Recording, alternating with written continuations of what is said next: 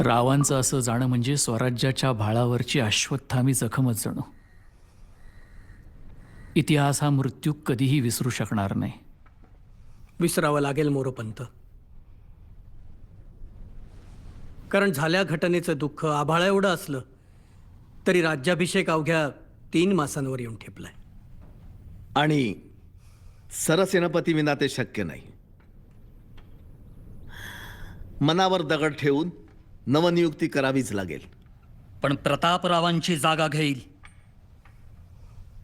अशी नियुक्ती सोपी नाही. शिवाय राज्याभिषेकानंतरचा पहिला सरसेनापती इतिहासाच्या कायम स्मरणात राहील. आणि म्हणूनच आजवर जे शिलेदार झाले त्या साऱ्यांच्या शौर्याला साजेसाच वारसदार निवडावा लागणार. असा वारसदार ज्याच्या निधड्या छातीत भास होईल. पहिले सरसेनापती बाजी पासलकरांचा.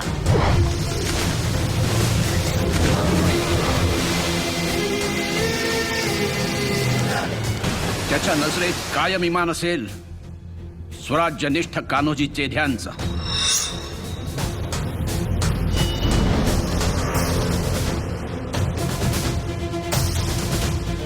ज्याच्या हालचालीत चपळता असेल सरनोबत नेतोजी पालकरांसारखी.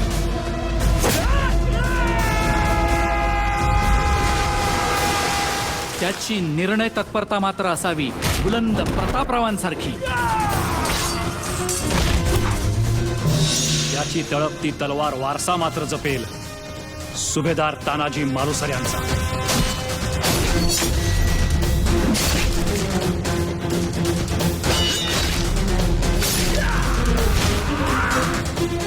सरनौबत माणकोजी 10 तोंड्यांसारखे एका घावात त्याने 2 तुकडे करावे शत्रूच्या देहाचे. आणि वेळप्रसंगी त्यांना रौद्र रूप धारण करावे. साक्षात शहाजीराजे भोसल्यांसारखे. त्याच्या दोन्ही मनगटात साक्षात वसावे पावन खिंडीत तांडव मांडणारे बाजीप्रभू देशपांडे.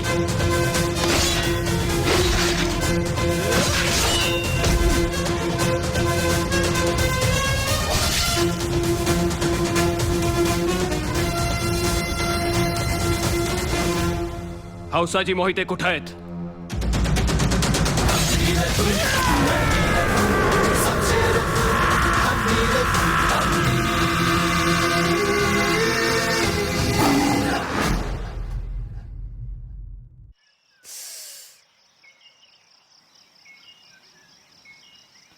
काय आलं रे नंदी? आ अरे युद्धात झालेल्या जखमेत कधी एक ना दागिना नाही. फक्त तो दागिना असा छातीव पाहिजे, कुठंतरी पाठीव नाही.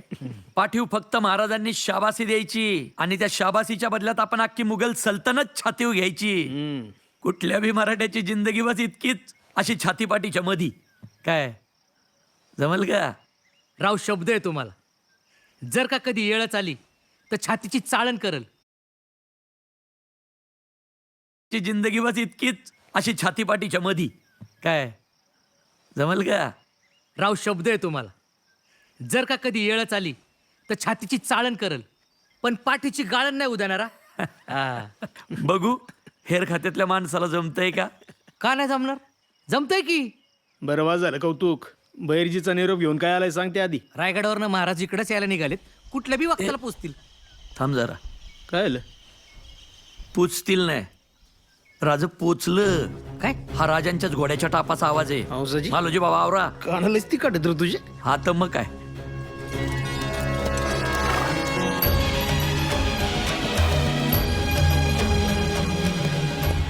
राजा मुजरा घ्यावा. हंसाजी, महाराज इथवर का आले असा प्रश्न नाही पडला तुम्हाला? बहलोल खानाला तोडायचा आदेश असेल तर राजा तुम्ही रायगडावर पोचायच्या त्या खानाचं मुंडकं तुमच्या पायावर टाकीन. राजा आदेश द्या. हौसाजी मोहिते, स्वराज्याला आता कुठल्या खानाच्या शिराची नाही तर तुमच्यासारख्या शूराची गरज आहे. राज उद्या पहाटे परशुरामाच्या मंदिरी सरसेनापती पदाची वस्त्र आणि तरवार देऊ. प्रतापरावांचा वारसा तुमच्या खांद्यावर दिला जाईल. मी हर हर! हर हर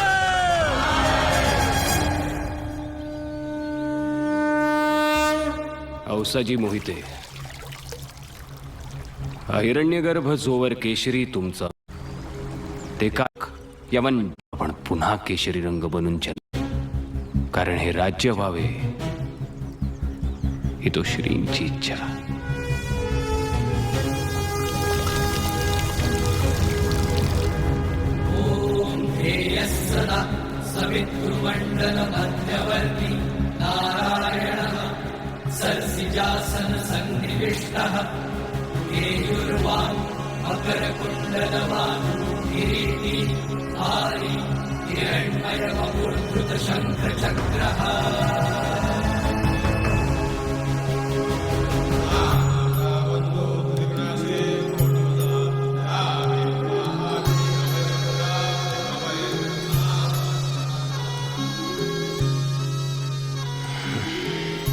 सरसेनापतींची ही तरवार देताना कुर्तुजी गुजरांचा आम्ही प्रतापराव म्हणून गौरव केला होता.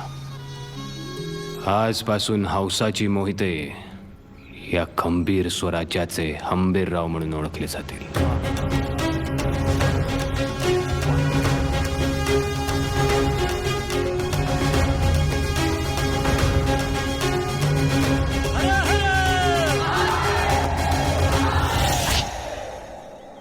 काय रे, कर्ज कर्ज म्हणून रोज दार द्यायचा आणि आता कर्ज फेडायची वेळ आली तर कुठे रे तुझा पत्ता? अनाजीपंत काय होय? धर्म म्हणून नाही तर निदान कला म्हणून पाहायला पाहिजे या देवळांकडे. ज्यांना कलेतलं सौंदर्य कळत नाही ते काय आपला धर्म जपणार?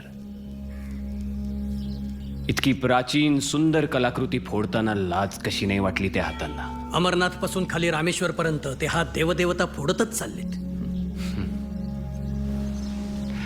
5000 वर्षांपूर्वीची संस्कृती अशी तोडफोड करून संपवता येत नाही म्हणावं. सरसेनापती, जी राज, ज्या ज्या वेळी ते तोडफोड करणारे हात समोर येतील त्यावेळी ते खांद्यातून उकडायची जबाबदारी माझी. राजा शब्द आहे तुम्हाला. राजा, तो सावकार एका शेतकऱ्याला मारतोय.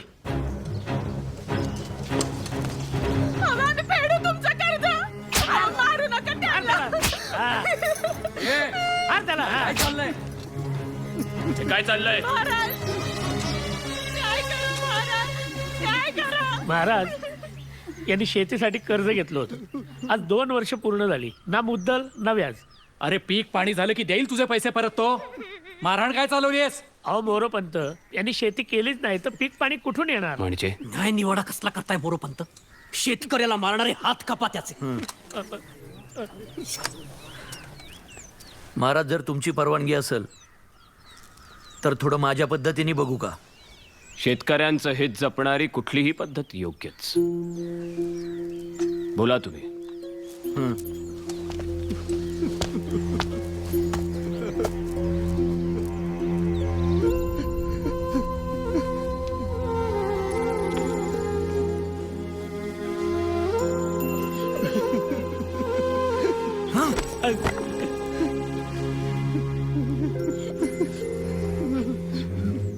शेतीसाठी ह्याच्याकडून जे कर्ज घेतलं होतंस त्याचं काय केलंस तू? हात जोडू नकोस. शेतकरी आहेस, येळ पडलीस तर येळा घे, खुरप घे, नाही तर कोयता. हात तोड समोरच्याचे, पण जोडू नकोस. काय केलंस त्या पैक्याचं? मामा, लगीन होतं थोरलीचं. वय, आम्ही सगळा पैका हुंड्याला दिला. बघितलं महाराज, हे असं करतात. काय चूक आहे आमची? सुधारणार नाही तुम्ही. महाराज, हा प्रश्न या एका शेतकऱ्याचा नसून अख्ख्या स्वराज्याचा आहे. या सावकाराला शिक्षा करून तात्पुरता नाही तर समध्या स्वराज्याचा विचार करून काहीतरी कायमस्वरूपी तोडगा काढला पाहिजे. तोडगा थोडा जालिम असला तरी चालेल. लवकरात लवकर काढा आणि या सावकाराला ताब्यात घ्या. महाराज, जी राज. महाराज, माफी मोरोपंत, द्या. या न्याय निवाड्यासाठी आजच दरबार लावा ताबडतोब. शेतकरी आहेस, राजा आहेस, राजासारखा वाघ बाबा. आ आणि इथेच जन्म झाला शेतकऱ्यांच्या हिताच्या ऐन जिन्नसी कर्ज पद्धतीचा. ऐन जिन्नस म्हणजे शेतकऱ्याला कर्ज म्हणून नगद द्रव्य द्यायचं नाही, कारण तो ते कर्ज वैयक्तिक स्वार्थासाठी खर्च करतो. त्यासाठीच त्याला कर्ज म्हणून शेतीसाठी लागणारं जिन्नस द्यायचं, म्हणजे बैलजोडी, बी बियाणं, खतं, नांगर आणि इतर अवजारे. आणि एकदा का शेती करून झाली की हे सगळं परत घ्यायचं. शेतकरी हिताचा हा कायदा आला आणि रयतेची नाडी ओळखणारा राजा राज्याभिषेकाच्या दिशेनं आणखी एक पाऊल पुढे गेला. हुजूर, फिर से पढ़ो. जी. सिवा के ताजपोशी की तारीख मुकर्रर हुई है.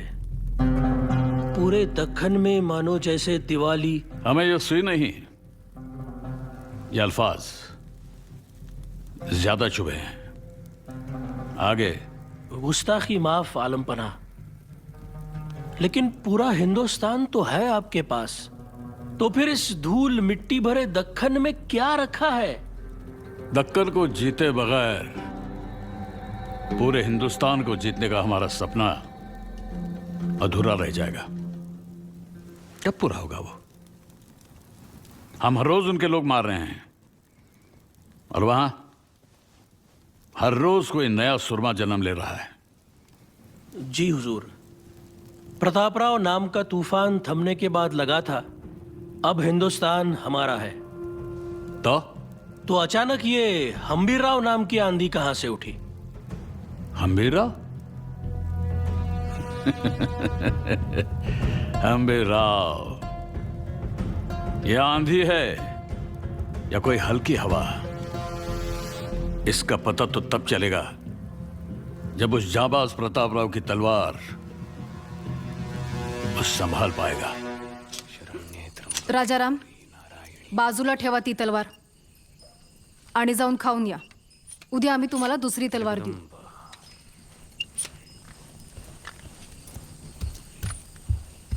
उद्या राज्याभिषेक समय आमच्या शेजारी युवराज म्हणून कोण बसेल?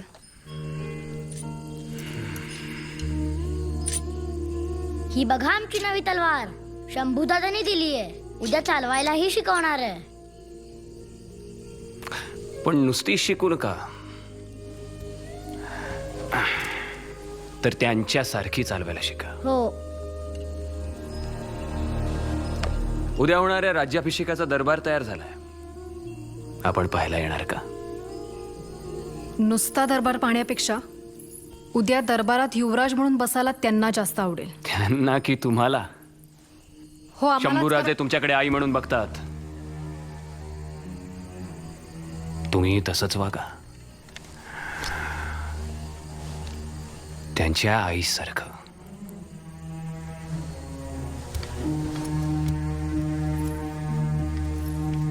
आई साहेब, आम्ही पण जाऊ का दरबार पाहायला?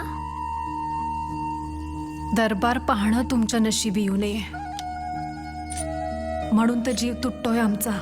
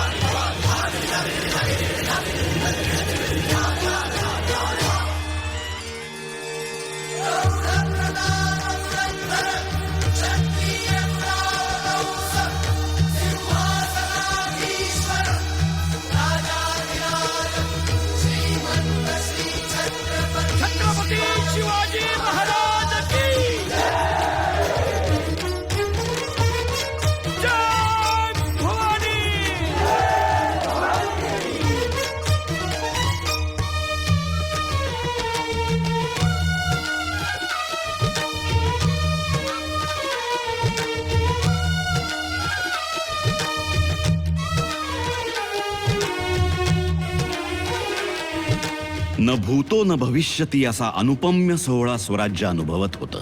पण स्वराज्याच्या चेहऱ्यावरील हा आनंद जास्त दिवस नाही टिकला. कशा आहात तुम्ही? आता आमचं इथलं कार्य संपलंय शिवबा. तुमचा राज्याभिषेक पाहिला. आता बस.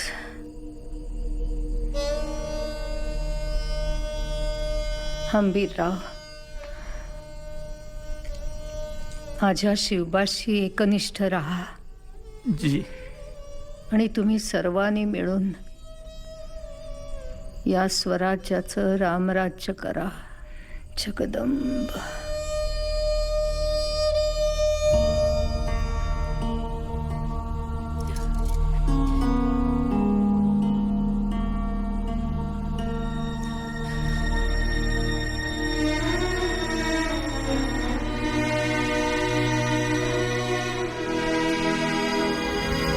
माझ्या शिवबाशी एकनिष्ठ राहा असं सांगून ही माऊली अनंतात विलीन झाली. आणि दुसऱ्याच दिवशी स्वराज्याचं रामराज्य करण्यासाठी सरसेनापतींनी पेडगाव लुटायची एक अनोखी मोहीम महाराजांच्या समोर मांडली. महाराज, स्वराज्याचं रामराज्य करायचं असेल तर मी म्हणतो त्या पद्धतीनंच लक्ष्मी प्रसन्न करावी लागेल. अशी पेडगाव लुटून? अहो, लूट कसली मोरोपंत? आपलीच गावं देवळं लुटून त्या बहादूर खानानं त्याचा बहादूरगड भरलाय. आंबीरराव, पेडगावात घुसून बहादूर खानाला मारणं सोपी गोष्ट नाहीये. का? औरंगजेबाचा दूधभाऊ आहे तो. आणि म्हणून तर दिल्लीवरून खास राज्याभिषेक रोखण्यासाठी त्याला पाठवला होता. मग रोखला का? त्याच्या नाकावर टिच्चून आपण समद्यांनी केलाच की राज्याभिषेक. राज्याभिषेक रोखला नाही, पण तो रोखण्याकरता उत्तरेला शेगूळचा खंडोबा, भगवती माय, लक्ष्मीनारायण, मोरेश्वर आणि अशीच सोन्यानं मढवलेली कित्येक देवस्थानं भ्रष्ट केली त्या खानानं. गावागावातली मंदिरं ओस पडली आहेत. पिढ्यानपिढ्या पुजलेले देवदेवता तोडून मोडून बहादूरगडला नेऊन टाकलेत त्यांनी. हंबीरराव, राज्याभिषेकानंतर लगेचच बहादूर खानासारखं जनावर अंगावर घेणं योग्य नाही. अहो पण काय हरकत आहे? अहो दत्तूजी त्याच्या पापाचा गडा भरला की आता वय. रिकामं करून टाकू. दत्ताजी, अहो राजगड तोरणा घेतला आपण, बहादूरगड काय जड आहे. महाराज, 35,000चं घोडदळ आहे पेडगावात. आणि बरं का सरसेनापती, आपल्या रक्ताचे पाठ रायगडाच्या पायथ्यापर्यंत येतील. जर लढाई झाली तर पाठवातील ना. म्हणजे बहादूर उतावेळ नवरा आहे. लग्नाचा विषय काढायचा अवकाश की तो गुडघ्याला बाशिंग बांधणार. नेमकं काय आहे काय तुमच्या मनात हंबीरराव? बोला हंबीरराव. निसंकोच बोला. महाराज, सरसेनापती म्हणून माझी ही पहिलीच मोहीम आहे. नव्या दमाच्या तरुण पोरांना घेऊन आखतो. म्हणजे आपल्या महालोजीचा संताजी आहे, यसाजीचा कृष्णाजी आहे, धनाजी जाधव, नागोजी जेधे, वरखडे बंधू, सूर्याजी मालुसरे अशी समधी तरुण पोरं घेऊन जातो. आणि आपल्या नेहमीच्या गनिमी पद्धतीने न आखता मी माझ्या पद्धतीने आखतो. तुमची कसली पद्धत? हा? हं? हे बघा, गनिमी पद्धतीमुळेच आपल्याला स्वराज्य लाभलंय. महाराज, एक चूक आणि स्वराज्याच्या माथी पहिला पराभव. जबाबदारी कोणाची? माझी जबाबदारी. माझी. महाराज, जर पराभव झाला तर तलवार तुमच्या पायाशी ठेवून कराडात जाऊन शेती करेन मी. महाराज, मला असं वाटतंय की नुकताच राज्याभिषेक झालाय, त्यामुळे ही असली मोहीम उगाच राबवायला नको. का? पंचांगात मुहूर्त नाहीये का? समजा असेल मुहूर्त तर उद्याच निघणार का? आज निघणार. म्हणजे उद्या तुमचा तो मुहूर्त वेळेत तर सापडेल. मोहिमा राबवताना सरसेनापतीची नाही, राजांची इच्छा हवी. का नसेल आमची इच्छा? का नसेल आमची इच्छा? अनाजीपंत स्वराज्य चालतं ते अशा धाडसी मोहिमांच्या जीवावरच, कळलं? दरबारातील गप्पांवर नाही. हंबीरराव, तयारीला लागाच. आई भवानी तुमच्या पाठीशी असेलच. वय महाराज, चढायचं. वय, लक्षात ठेवा की.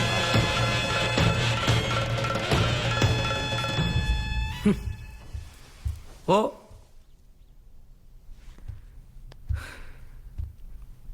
मी काय म्हणतो अनाजी पंत, देवाने एवढी बुद्धी दिलीये तर ती सारखी सारखी वापरलीच पाहिजे का? हे बघा, आलो आलो. हा काम झालं, आलो. आपल्या कड्यात आणा त्याला. डाग भैरव त्याला आसमान दाखवतो. भाऊसाहेब, दरबारातल्या राजकारणाची चर्चा घरात नको. तिथल्या राजकारणाचा वास घरातल्या वाशांना लागला ना, घरं पोखरायला येळ नाही लागायचा. जी दादासाहेब. आता माणूस थोडा अहंकारी आहे, पण म्हणून त्याचं कर्तृत्व लपतं का? चला झोपा. चला रे पोराव. हे जा रे बाळांनो, झोपा चला. दिवा घ्या त्याला.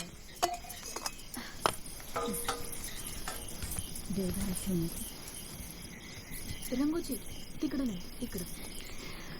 ऐका, काय करतीस? काजल, तुम्हाला कोणाची नजर लागू नये ना म्हणून. नजर आपल्याला नाही, आपल्या लेकरांना नाही लागली पाहिजे. आपलं झालं. मला माहिती आहे आज रातच्याला तुम्हाला काही झोप लागायची नाही. हा, जरा किचकट मोहीम आखली. दरबारातल्या समद्यांचा विरोध पत्करून एवढी अवघड मोहीम आखलीत खरी, पण खाचखळग्यांची जाणीव असावी. आपलं हिंदवी स्वराज्य सह्याद्रीच्या दऱ्याखोऱ्यांमधून एखाद्या लहान पोरासारखं रांगतंय. त्याला सावरता सावरता कुठल्या तरी एका पिढीची डोपरं फुटणारच. मग आपली फुटू दे. आपली डोपरं फुटतील तेव्हाच आपल्या पोरांच्या वाट्याला सुपीक पठार येईल ना ग लक्ष्मी. ऐकाय तर लई झाक वाटते, पण खरंच असं होईल ना? होईल नाही, झालंच म्हणून समज. फक्त मी बहिर्जी नायकासाठी दिलेला निरोप वेळेत त्याच्याकडे पोचू दे तेवढा. मग अख्खा बहादूरगड त्यांनी शिवतरगडीत येऊन मांडलाच म्हणून समज. ही आपली शिवथरगड. आता आपण इथं आहोत. हा बहादूरगड. आपलं 9,000चं सैन्य घोड्यावर बसून बहादूरगडापर्यंत पोचायला 8 दिवस कुठंच नाही. बहादूरगडाच्या चारी दिशांना 35,000चं घोडदळ तैनात आहे. मी म्हणतोय तेच ऐका. हे समोरासमोर लढणं शक्यच नाही. गनिमी कावाच महत्वाचा. जायच्या वाटा किती आहेत? इथून भोर, मनीरा, मग पुणे मार्गे वाडे बोलायला वळसा घालून भीमेच्या पल्याड पेडगाव. दुसरी वाट पुन्हा भोर, मनीरा, मग वाल्ले, जेजुरी, कुरकुम करत करत करत पेडगाव. पहिली वाट लांबची, दुसरी जरा जवळची. आपण दोन्ही वाटा वापरू का? असंच आपली गंमत म्हणून. गंमत? बहिर्जी, हां, गढी आतून बाहेरून कशी आहे? माहीत नाही. माहीत नसेल तर मग लूट कशाची करणार? हा, आता काय?